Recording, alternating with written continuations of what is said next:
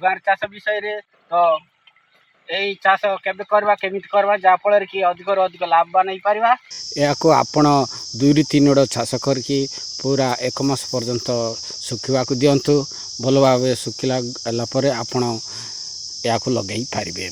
तो याको लगैवा को आपण धाड़ी की दाड़ी 3 फुट एवं गच गच अध फुट लेखाए मु लगैछि। तो याको आपण जदि याको ताट कम करे 2 प्रकार अच्छी याको मध्य 1 फुट दूरता ओसार आपण लगै पार। तो मु याको परीक्षामूलक भाव में एमती लगैली आश्चर्यजनक भाव में या एमती फल आसला जे आपण देखिले याको ताज्जुब हो जिवे।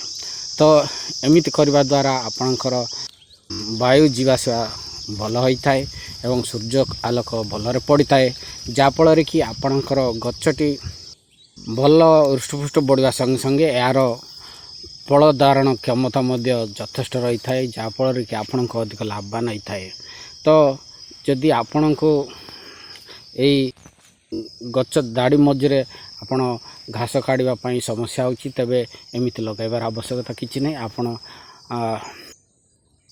1 फुट दूरतार मध्य आपण लगै पारबे। यही देख पार्छन दर्शक पूरा मो छाती पर्यंत उच्च बढ़ला एमती बढ़ी थाए एवं पूरा तल ऊपर पर्यंत संपूर्ण फल होता है।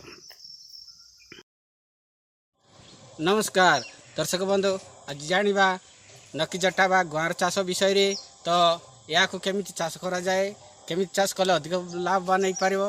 एई देखि पारछन्ति दर्शक बंधु मु कि एई सिस्टम रे करछि कि बढ़िया देखा जाउछि। तो आपण माने भी एमिति जदि करिवे तबे अधिक अधिक लाभवान हो पारिबे। सबुठु बड़ समस्या होची एई कला जो एवं पत्रमुड़ा रोग। या कारण यही धला माछ द्वारा या होता है। तेणु आपण या जदि सठिक समय नियंत्रण करेंगे ना आपणकर संपूर्ण जेते लगे थे आपणकर संपूर्ण नष्ट हो जाए आपण फसल। तेणु यही रोग को देखा क्षणी आपण सजग हो दरकार एवं या जदि आपण 1-2 थर मध्य स्प्रे करेंगे तेबे आपणकर संपूर्ण भाव में या नियंत्रण हो जाता है। तेणु ये समस्या जदि आपण को देखा जाउछ कौन करेंगे तो आपण या बजार जाई डाइपुथोरेन धरिकी आसबे एवं या पानी रे लीटर प्रति 1 ग्राम हिसाब से आपण स्प्रे करेंगे। देख पार्छन्ति संपूर्ण फल मध्य खला पड़ जाइए। तेणु आपण या 2-3 थर स्प्रे करेंगे जदि यही कीटनाशक आपणकर संपूर्ण नियंत्रण हो एवं आपणकर गुआरठी भल फल हो।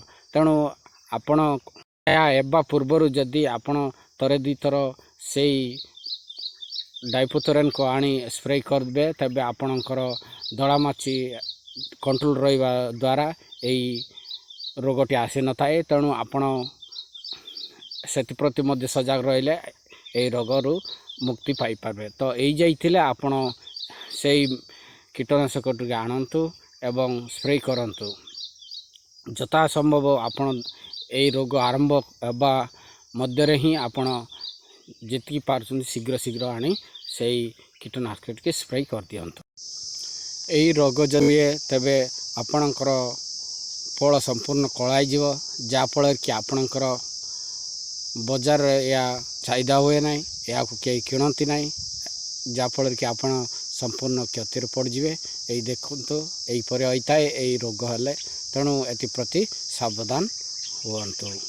या लगैबा केबे तो आपण मैंने या 2टी समय लगे पारबे। प्रथम तो हूँ आपण फेब्रुआरी मासर लगातु जाफल कि आपणकर खराटिया जेते समय पूरा जुलाई मास पर्यंत आपण या अमल करें।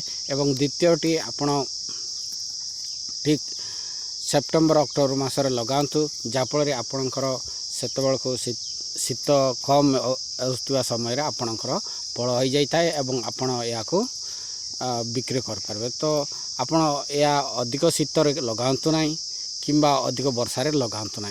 अधिक वर्षा हेले अत्यधिक वर्षा होता जो या गच बढ़ जाए एवं एतिर फल धरी न थाए। द्वितीयतः आपणकर शीत शीत हेले आपणकर ପୁରା ଗଛଟି ପାଉଁଶିଆ ରୋଗରେ ପୁରା ଗଛଟି ଦଳା ହୋଇଯାଇଥାଏ, ପତ୍ର ଦଳା ହୋଇଯାଇଥାଏ, ଯାହାଫଳରେ କି ଆପଣଙ୍କର ପାଉଁଶିଆ ରୋଗ ହେଲେ ଗୁଆଁର କେବେ ଫଳ ହୁଏ ନାହିଁ। ତେଣୁ ସେହି ସମୟରେ ଫଳ ଧରେ ନାହିଁ। ଫୁଲ ହୁଏ କିନ୍ତୁ ଏହା ଫଳ ଧରେ ନାହିଁ, ଯାହାଫଳରେ କି ଆପଣ ସେତେବେଳେ ମଧ୍ୟ ଅତିରିକ୍ତ ଶୀତରେ ଲଗାନ୍ତୁ ନାହିଁ। ତେଣୁ ଆପଣ ଏଇ ଦୁଇଟି ସିଜନ୍କୁ ଧ୍ୟାନ ଦେଇ ଯଦି ଆପଣ ଗୁଆଁର ଚାଷ କରିବେ, ନିଶ୍ଚିତ ଭାବରେ ଆପଣ ଲାଭବାନ ହେଇପାରିବେ। ସମ୍ପୂର୍ଣ୍ଣ କୀଟନାଶକ ବିଷୟରେ ଆଲୋଚନା କରିବା। ଯଦି ଆପଣ ଏହାକୁ ଲଗାଇବାର ମାସ ପରେ ପରେ ଏହାକୁ ସ୍ପ୍ରେ କରିବାର ପଡ଼ିଥାଏ କମ୍ ପରିମାଣରେ, ତ ପ୍ରଥମେ ଆପଣ ଇମିଡାକ୍ଲୋରୋପିଡ୍ ଏବଂ ଆର୍ଥିନ୍କୁ ସ୍ପ୍ରେ କରିଦିଅନ୍ତୁ। ଦ୍ୱିତୀୟତଃ ଆପଣ ଇମାମେକ୍ଟିନ୍ ସ୍ପ୍ରେ କରିବେ ଯେତେବେଳେ ଆପଣଙ୍କର ପତ୍ର ଖିଆ ପୋକ ହୋଇଯାଇ। ତେଣୁ ଏଇ ଦୁଇଟି ଅସଲ ଶତ୍ରୁ। ଏବଂ ଆପଣ ତ ଜାଣିଛନ୍ତି, ମୁଁ ପ୍ରଥମେ କହିଦେଇଥିଲି, ଆପଣଙ୍କର ଜମିରେ ଯଦି ଖଳା ଜଉ ହେଇଯାଇଥିବ ତାହାକୁ ଆପଣ ସେଇ ଅନୁସାରେ ସ୍ପ୍ରେ କରିବେ। ଏଇ 2-3ଟି ସ୍ପ୍ରେ କରିବା ସହ ଆପଣଙ୍କର ଅତିରିକ୍ତ କିଛି ସ୍ପ୍ରେ କରିବାର ଆବଶ୍ୟକ ପଡ଼ିନଥାଏ। ତେଣୁ ଆପଣ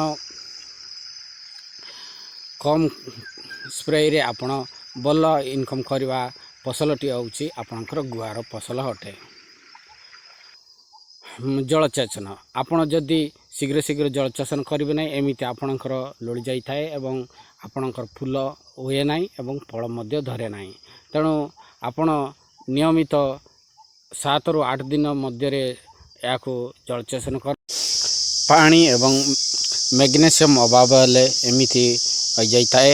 ତେଣୁ ଆପଣ ଏହାକୁ ମଧ୍ୟ ମ୍ୟାଗ୍ନେସିୟମ୍ ସ୍ପ୍ରେ କରିବେ, କିନ୍ତୁ ତା ସହିତ ଆପଣ ଯଥେଷ୍ଟ ପାଣି ଦିଅନ୍ତୁ। ପାଣି ଅଭାବ ହେଲେ ମଧ୍ୟ ଏହି ପ୍ରକାର ଗଛ ହୋଇଯାଇଥାଏ। କିନ୍ତୁ ଯଦି ବର୍ଷା ହେଉଛି ତେବେ ଆପଣଙ୍କର କମ୍ ଦିନ ବୋଲେ ଅଧିକା ଦିନ ପରେ ହିଁ ପାଣି ମଡ଼ାନ୍ତୁ। କିନ୍ତୁ ଯେତିକି ଶୀଘ୍ର ପାରୁଛନ୍ତି ସେତେ ଶୀଘ୍ର ଆପଣ ପାଣି ଦିଅନ୍ତୁ। ଏମିତି ଗଛକୁ ଲୋଳାଇ ଦିଅନ୍ତୁ ନାହିଁ। ଏମିତି ଯଦି ଲୋଳିଯିବ ତେବେ ଆପଣଙ୍କର ଫୁଲ ଫଳ ହେବ ନାହିଁ, ଆପଣଙ୍କର ବହୁତ କ୍ଷତି ହେବାର ସମ୍ଭାବନା। ଏହାକୁ ଆପଣ ପାଣି ଦେବାର 2 ଦିନ ପରେ ଯଦି ଅମଳ କରିବେ, ତେବେ ଆପଣଙ୍କର ଫଳଟି ଲୋଳି ନଯାଇ ଆପଣଙ୍କୁ ଭଲ ଦେଖାଯିବ, ଯାହାଫଳରେ କି ଆପଣଙ୍କର ମାର୍କେଟ ମଧ୍ୟ ଚାହିଦା ବଢ଼ିଯିବ। ତେଣୁ ଆପଣ ଅମଳ କରିବାର 2 ଦିନ ଆଗରୁ ହିଁ ଆପଣ ପାଣି ଦିଅନ୍ତୁ, ଯାହାଫଳରେ କି ଆପଣଙ୍କର ଗଛ ସତେଜ ରହିବା ସଙ୍ଗେ ସଙ୍ଗେ ଆପଣଙ୍କର ଫଳ ମାନେ ବିକ୍ରୟ ପାଇଁ ଏହା ଅତି ମାନେ ସୁନ୍ଦର ଦେଖାଯିବ, ଯାହାଫଳରେ କି ଆପଣ ଭଲ ବିକ୍ରୟ କରିପାରିବେ। ଏହା ଲଗାଇବାର 40ରୁ 45 ଦିନ ମଧ୍ୟରେ ଅମଳ ଯାଇଥାଏ। ଏହି ଉଚ୍ଚାଟି ହେଲା ପର୍ଯ୍ୟନ୍ତ ଆପଣ ପ୍ରାୟ 70ରୁ 80 ଦିନ ମଧ୍ୟରେ ଏହି ଆଇଟା ଆସିଥାଏ। ତେଣୁ ଆପଣ କମ୍ ଖର୍ଚ୍ଚ ଏବଂ କମ୍ ପରିଶ୍ରମରେ ଆପଣ ଏହା ଚାଷ କରିପାରିବେ। ତେଣୁ ଆପଣ ଗୁଆଁର ଚାଷ କରନ୍ତୁ, ଅଧିକ ଲାଭବାନ ହୁଅନ୍ତୁ। ତ ମୁଁ କହିଥିବା ପ୍ରଣାଳୀ ଅନୁସାରେ, ସମୟ ଅନୁସାରେ ଯଦି ଆପଣ ଗୁଆଁର ଚାଷ କରିବେ, ତେବେ ଆପଣଙ୍କୁ କେବେ କ୍ଷତି ହେବ ନାହିଁ ଗୁଆଁର ଚାଷରେ। ଏହା ଟିକେ ଲେଟ୍ରେ ଲଗାଇବା ଦ୍ୱାରା ଆମର ଏଇ ଗଛ ଗୁଡ଼ିକ ପ୍ରାୟ ଉଚ୍ଚାଇକି ରହିକି ଏହା ପବନରେ ମଧ୍ୟ ଡଳି ନାହିଁ।